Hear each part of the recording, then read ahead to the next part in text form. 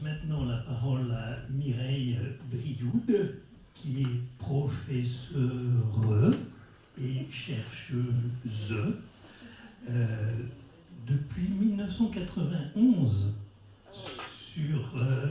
même avant, 85 en fait, depuis 1985, sur l'œuvre de Violette Leduc, dont le texte le plus célèbre sans doute est Ravage, que vous pouvez trouver encore en livre de poche, mais Mireille Brioude vient à l'automne 2023 avec deux autres spécialistes de publier cette nouvelle édition qui est passionnante et en plus un très très bel objet. Mais nous allons en savoir bien davantage avec Mireille Brioude. Bonjour, merci de m'écouter. Donc je vais présenter, c'est très difficile à faire, enfin, un panorama, disons, de l'œuvre de Violette Leduc sous l'angle de l'écriture de la sexualité, un panorama que j'ai intitulé « Le plaisir retrouvé, une poétique sexuelle ». Donc je parlerai d'abord des premières œuvres, Écrire le monde, Écrire le désir, avec l'asphyxie, l'affamée, trésors à prendre. Puis j'accentuerai effectivement les problématiques autour de Ravage et Thérèse et Isabelle, que j'appelle le récit sexuel comme acte de bravoure. Puis je m'intéresserai à l'autobiographie scandaleuse, puisqu'elle a été notamment avec La Bâtarde en 1964, suivie de La folie en tête en 1970 et La chasse à l'amour, publiée de manière posthume en 1973. Donc Violette Leduc est née à Arras en 1907, non reconnue par son père. C'est sous le signe de la bâtardise qu'elle écrira son œuvre, donc contre la morale sexuelle d'une époque, celle des années 1950-1960. En 1942, elle s'était réfugiée en Normandie, dans le petit village d'Ansin, en compagnie de Maurice Sachs, homme de lettres. Maurice Sachs l'encourage à écrire ses souvenirs, car, dit-il, elle commence à l'emmerder avec ses malheurs d'enfance. L'asphyxie naîtra donc de cette injonction de Sachs, homosexuel, qui ne sera jamais son amant. En 1946, ce premier ouvrage de Violette Leduc est effectivement un récit de souvenirs, une autobiographie sans progression chronologique, une sorte de kaléidoscope de 21 courts tableaux qui évoquent la violence de la mère ou au contraire la bonté de Fidéline, la grand-mère trop tôt disparue. Mais en retrouvant un regard d'enfant, la narratrice de cet ouvrage autobiographique fait le portrait faussement innocent et pour ainsi dire sidéré de personnes de son entourage, de proches voisins.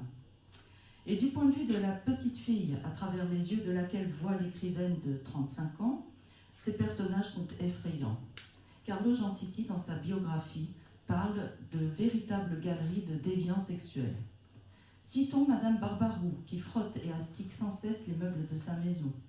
Madame Panier, qui révèle à la petite fille, qu'est Violette Leduc, le secret obscène des mains gantées de son mari, et surtout le couple Pinto, frère et sœur incestueux. Pinto, même, tente de violer Violette dans la serre au fond du jardin. Inceste, viol, perversion, voilà comment, dès la première œuvre de l'autrice, la sexualité des adultes s'écrit. Violette Leduc adopte une écriture lucide et frondeuse, maîtrisée avec aisance, qui s'invente. Comme elle le dit dans La Bâtarde, « Ma plume ne me pesait pas, je continuais d'écrire l'asphyxie avec l'innocence et la facilité d'une barque poussée par le vent. Innocence d'un commencement. » Cette innocence, c'est le terme parfait pour moi pour qualifier l'affranchissement total et immédiat d'une écriture de tous les codes de la morale. Cette innocence assumée, ou feinte, pour dire la perversion, va de pair avec une écriture particulière qui refuse l'introspection pour devenir celle de l'observation, observation complaisante et ambiguë d'un monde d'adultes dont la sexualité brutale serait la seule trace laissée sur une mémoire d'enfance. On retrouve dans certains passages de La Bâtarde, et surtout de Ravage, quelques substrats de cet univers. Je pense à l'épisode qu'on a nommé « Le bébé dans la ruelle » dans Ravage, qui constituait le début d'un des cahiers manuscrits dédiés à Simone de Beauvoir. Cet épisode se trouve dans Le Ravage, publié en 1955, mais il est au milieu du livre et il est si ambigu et son obscénité est si forte que l'on pourrait presque se tromper aujourd'hui sur sa teneur. Il commence par « Le bébé dans la ruelle n'a pas de culotte ». C'était à l'origine donc le début de Ravage dans les manuscrits. Pourtant, l'œuvre de Violette Leduc prend un autre tournant à partir de la publication de son second livre, L'affamée, en 1948. Et elle devient l'expression d'un désir pour une femme intellectuelle et belle dont Violette Leduc s'éprend, Simone de Beauvoir. L'affamée est en effet une ode poétique, onirique et érotique à Simone de Beauvoir. À l'origine, les cahiers manuscrits de l'affamée se présentaient comme un journal intime, un journal d'une absence. Mais à la suite de l'effacement des repères chronologiques propres aux marques diaristes, avant sa publication, on découvre un long poème fragmenté qui crie le manque, la chasteté forcée et la souffrance amoureuse. Je cite « Elle voyagera pendant 3 mois. Nous avons encore la même chute des jours, le même lever d'étoiles. La nuit, elle dort dans ma ville. Je veille et je règne à distance sur son sommeil. Je sortirai de ma chambre. J'irai. Je lèverai la tête. J'embrasserai les fenêtres de son immeuble en les regardant. Je sonnerai à sa porte. La gérante apparaîtra. Je m'agenouillerai. Je réciterai son prénom et son nom. » L'érotisme de l'affamée est puissant, mais parfois mystique, d'un mysticisme influencé par la lecture des évangélistes, comme Jean de la Croix, ou encore du mystique anglais John Donne. Et cette écriture est dotée d'un mysticisme amoureux, dont l'écriture simule le dépassement dans l'ascèse. L'écriture du désir sexuel passe nécessairement chez Leduc par une écriture détournée, poétiquement perverse, du moins au début de sa carrière littéraire. En 1951, lors d'un voyage dans le sud de la France, Violette Leduc rédige un journal de voyage. Elle élabore une poétique de l'adresse amoureuse à travers l'érotisation des paysages qu'elle traverse. Ce récit sera publié en 1966 sous le titre « Trésors à prendre ». Le thème de la cathédrale, déjà présent dans l'affamée, se développe comme la forme du corps de l'aimé. L'aimé, c'est Simone de Beauvoir. Je cite « Vous êtes mon pèlerinage sur les 5 continents, vous êtes mon but et mon relais. La nuit, vous êtes mon but et mon relais. C'est une malédiction de rêver en dormant. J'ai rêvé que vous m'aimiez, madame, et je savais que je rêvais pendant que vous m'aimiez. » La narratrice, alors, est prête à rencontrer un paysage, un monument, prête à rencontrer la cathédrale d'Albi, par exemple, et à y reconnaître intensément Beauvoir, celle dont la chair se fait pierre. Je cite « Je vous ai rencontré, madame, dans la couleur, dans la forme, dans la pierre d'une cathédrale. Le matin, à midi, le soir, à minuit, j'ai effleuré le grain de votre peau avec mes doigts, avec mes cils, avec mes joues. Moi, religieuse, dès qu'il s'agit de vous, j'ai frôlé avec mes lèvres l'épiderme ardent de la cathédrale. Vous, c'est elle, vous, madame, ma beauté solide. Vous êtes ma cathédrale albigeoise, vous êtes ma forteresse. J'ai mon chemin de ronde autour de votre taille. J'ai revu votre front dans la pierre enflammée de la cathédrale. » C'est dans Trésors à prendre, enfin, que surgit un motif central, le plaisir solitaire, comme source d'inspiration, de recréation et de compensation de l'absence. Par exemple, la narratrice reste 3 jours dans un hôtel et elle dit s'être aimée elle-même en pensant à madame, car ainsi nomme-t-elle Simone de Beauvoir dans toute son œuvre. Je reviendrai sur cet aspect important de l'écriture de la sexualité chez Leduc. À cette époque, entre 1946 et 1951, on constate que cette écriture du désir pour un corps interdit, dans les 3 œuvres que j'ai mentionnées, passe par un détournement poétique. Mais dans la correspondance qu'elle entretient en particulier avec Simone de Beauvoir, l'expression du désir est beaucoup plus hardie, tout en demeurant proprement parlé magnifique.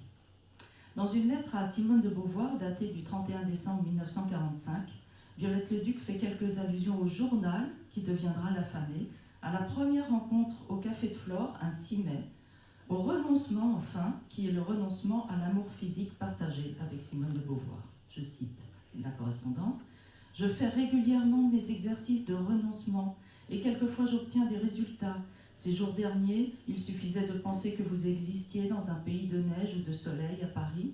Je réfléchis à ce que j'écris. Pendant 1 an, votre loyauté, votre franchise, votre indifférence lisse et sûre comme un marbre ont été mes appuis. Je vous écris souvent par cœur. J'ai renoncé au journal qui fut d'abord un calmant, puis un excitant. Je vais le continuer, je ne me laisserai plus aller à la surenchère. Mais je vais peser un instant sur votre journée quand vous lirez ceci. Enfin, cela est plus vrai, plus profond, plus vivace que cette lettre. Cela paralyse l'écriture. Cela, donc ce pronom démonstratif qui enserre dans une même étreinte le renoncement et le désir. À ce stade, on peut se poser la question suivante. Est-ce que la volonté de Leduc de dire cela, le sexe, ne constituera pas dans ses œuvres à venir l'unique voie pour échapper à l'impossibilité d'une écriture amoureuse, une écriture dans laquelle dire le plaisir, la souffrance et l'aveu sont, sinon impossibles, du moins constituent le plus grand défi pour l'autrice. Que signifie alors dans l'œuvre de Leduc l'émergence du texte le plus scandaleux et le plus érotique de la première moitié du XXe siècle, Thérèse et Isabelle? La première partie de Ravage est censurée par le comité de lecture de Gallimard en 1954. C'est Thérèse et Isabelle. C'est le plus grand texte érotique de Violette Leduc et aussi un des plus grands textes érotiques du XXe siècle. Je voudrais insister sur la façon dont ce texte, scandaleux pour l'époque, est devenu mythique, au point d'avoir été ôté de l'édition initiale de Ravage. Pourquoi ? Jacques Lemarchand, membre du comité de lecture de Gallimard, qualifie ce récit des relations sexuelles entre 2 compagnes de collège avouées, Thérèse, premier prénom de Violette Leduc, et Isabelle, sa compagne. Voici comment Jacques Lemarchand qualifie ce récit dans sa note de lecture. L'histoire des collégiennes pourrait constituer un récit assez envoûtant si l'auteur consentait à entourer d'un peu d'ombre ses techniques opératoires. Le livre est pourtant publié en tirage à part, à de rares exemplaires, à partir d'un faux brouillon commandé par Jacques Guérin, riche industriel mécène et ami de Violette Leduc. Et Thérèse et Isabelle connaîtra, malgré son amputation de Ravage, un succès d'estime, car il sera finalement publié par Gallimard en 1966, puis dans une version plus complète que j'ai apportée aujourd'hui, en 2000, par Carlo Giancitti, toujours chez Gallimard. Entre-temps, le texte sera largement repris et intégré dans L'Avatar en 1964. Et aujourd'hui, nous l'avons réintégré dans cette première partie censurée de Ravage, dans cette édition 2023, qui est ainsi un hommage à titre posthume, ainsi qu'une réparation. Thérèse et Isabelle est bien un texte érotique en tant que tel, puisque la relation charnelle est l'objet du texte. C'est sans aucun doute parce que cet objet est clairement circonscrit que l'ouvrage a tant choqué, plus que parce qu'il s'agissait d'évoquer l'amour entre 2 femmes. La main déshabilla mon bras, je cite, s'arrêta près de la veine, autour de la saignée, forniqua dans les dessins, descendit jusqu'au poignet, jusqu'au bout des ongles, rhabilla mon bras avec un long gant suédé, tomba de mon épaule comme un insecte, s'accrocha à l'aisselle, se frotta la touffe de poils. Je tendais mon visage, j'écoutais ce que mon bras répondait à l'aventurière. La main qui se voulait convaincante mettait au monde de mon bras mon aisselle. La main se promenait sur le babillage des buissons blancs, sur les derniers frimas des prairies, sur les emplois des premiers bourgeons. Le printemps qui avait pépié d'impatience dans ma peau éclatait en lignes, en courbes, en rondeurs. Isabelle, allongée sur la nuit, enrubanait mes pieds, déroulait la bandelette du trouble. Les mains à plat sur le matelas, je faisais le même travail de charme qu'elle. Elle embrassait ce qu'elle avait caressé, puis de sa main légère, elle ébouriffait et époussetait avec le plumeau de la perversité. La pieuvre dans mes entrailles frémissait. Isabelle buvait au sein droit, au sein gauche. Donc Thérèse et Isabelle est un texte, une sorte de révélateur. À travers sa censure, il révèle la violence éditoriale d'une époque. Il porte en lui la marque de l'injustice faite à une écriture de l'intrépidité innocente, car mettre en mots les rapports amoureux de 2 jeunes filles était à l'époque un acte de bravoure. Mon propos, on l'aura compris, n'est pas de faire l'étude stylistique de la façon dont Violette Leduc dit le sexe, mais plutôt de souligner l'importance de ce discours du sexe dans une œuvre, dans une vie, dans une époque. À ce titre, l'écriture de Thérèse et Isabelle et son audace poétique traversent les époques, les générations, et s'impose toujours avec la même vigueur, celle d'un texte qui ne vieillit pas. Ce livre révèle l'éternelle découverte de l'amour physique dans un texte, une première découverte éblouissante en particulier pour plusieurs générations de lesbiennes dès la fin des années 60 et jusqu'à aujourd'hui. Enfin, ce texte est en grande partie repris, comme je le disais, dans La Bâtarde. Il contribue au succès de scandale d'un livre qui frôlera le prix Goncourt. Ainsi, le récit des amours de Thérèse et Isabelle n'est pas publié encore en 1964. Il est repris au début de ce premier tome explicitement autobiographique, La Bâtarde. Succès d'estime, succès de scandale, La Bâtarde choque et éblouit par la sincérité intrépide dont le récit fait preuve. L'affirmation de la bâtardise ancre un récit des origines dans l'acte sexuel de la mère et dans l'absence de légitimation de la part du père. Je passe au deuxième tome de l'autobiographie, La folie en tête, qui paraît en 1970. Ce second tome, qu'elle appelait La suite de La Bâtarde, poursuit le projet autobiographique qui était le sien, autant que celui désiré par Simone de Beauvoir. La folie en tête s'ouvre avec la date fatidique, celle de février 1945, date de la rencontre avec Simone de Beauvoir. Le sexe s'absente momentanément au profit du récit d'un amour impossible. L'affamée a suivi son étoile, son modèle littéraire, mais elle s'est forgé sa propre voie en détournant subrepticement le récit chronologique pour s'en échapper sans cesse.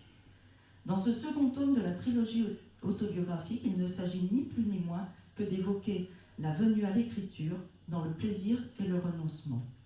L'écriture de la sexualité prend alors, au fil du récit, toute sa portée autoréflexive sur l'acte d'écrire. Devenant non plus l'objet évoqué de manière intrépide, provocatrice et perversement innocente, elle est constitutive d'une réflexion autocentrée sur la venue à l'écriture. Et cette autoréflexivité revêt une forme métaphorique à un endroit particulier du texte. Au cœur de La folie en tête, il y a une scène, celle où Violette invite à déjeuner dans son 2 pièces de la rue Paul-Bert Jean Genet, dont elle était très amoureuse, accompagnée de Gérard Magistri. On se souvient peut-être de cette scène, de la rage de Genet, qui, exaspéré par la lenteur obséquieuse de son hôtesse, se lève brutalement et tire la nappe de la table, renversant plats, couverts et vins qui le recouvraient. Au départ de Genet et de son invité, Violette Leduc s'allonge par terre et commence à se masturber. Cet épisode est extrêmement développé dans le manuscrit, moins dans le livre publié, mais il l'est quand même. De désespoir, Violette, restée seule, se livre au plaisir solitaire à la suite de ce mauvais déjeuner, de ce mal de Genet, comme elle l'écrit dans le manuscrit de La folie en tête. Je cite quand même un extrait de cet épisode extraordinaire. Mon visage nu dans ma nuit, mon cou tendu. Quelqu'un a été malheureux, il ne l'est plus. Non, il ne l'est plus, mais tout s'est éteint.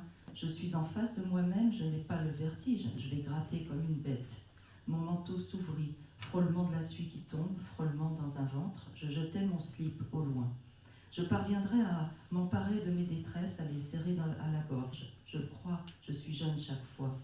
Mon ampleur, mon panorama, ma flore, mon étal, je ne te vois pas, ma jupe, mes jarretelles, mes chaussures.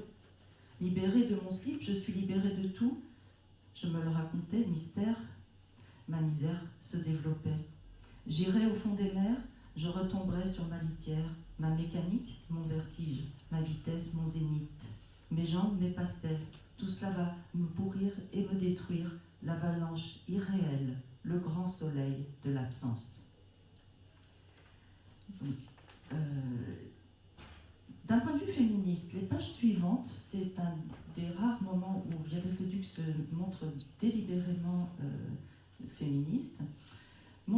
Ces pages montrent pour la première fois une femme qui décrit donc par le menu ses gestes et assume le plaisir désespéré qu'elle éprouve.